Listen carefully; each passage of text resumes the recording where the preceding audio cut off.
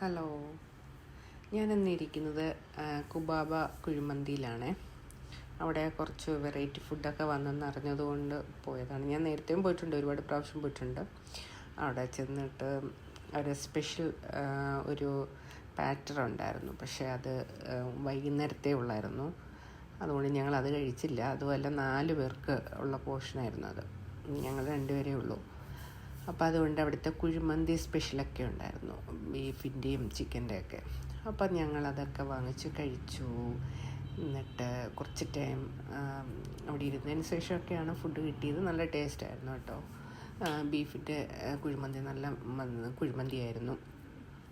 അങ്ങനെ കുറച്ച് ടൈം അങ്ങനെ ഇരുന്നു.